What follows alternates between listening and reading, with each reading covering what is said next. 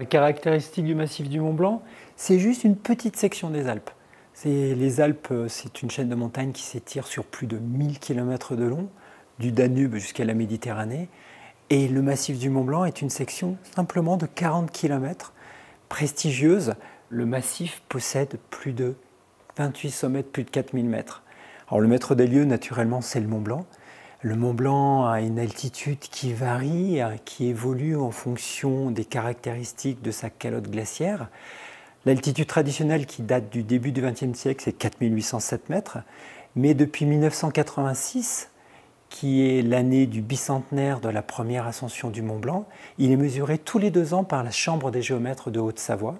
Et la dernière altitude officielle, qui date d'octobre 2017, l'altitude est de 4808 et 72 cm. Ce qui est intéressant de savoir, c'est que le socle rocheux qui est caché sous cette calotte sommitale de neige et de glace est à 4792 et que par mouvement tectonique des plaques, la poussée des Alpes se poursuit et le socle rocheux continue de pousser d'1,5 mm par année, soit à peu près 1 mètre en 700 ans. Depuis 1850, on a perdu 30 à 40% de la surface glaciaire, ce qui représente à peu près la moitié de la masse de la glace. Entre 1850 et maintenant, la mer de glace a perdu plus de 3 km de longueur sur sa langue terminale, la langue terminale qui est 700 mètres d'altitude plus haut maintenant. Et sur ces 20 dernières années, la mer de glace, sur sa langue terminale, a perdu plus de 800 mètres en longueur, 100 mètres en épaisseur. C'est extrêmement rapide. Cette fonte est fortement accélérée depuis 40 ans,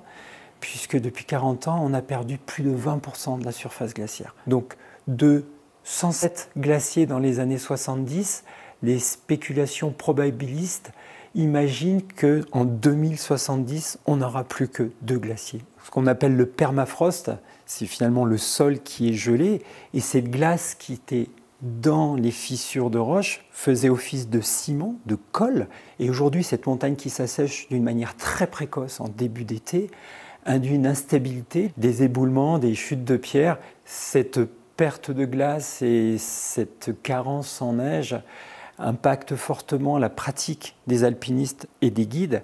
C'est-à-dire que des ascensions en neige et en glace qui, dans le passé, se gravissaient jusqu'à fin juillet, aujourd'hui, on doit les gravir durant l'hiver ou au printemps.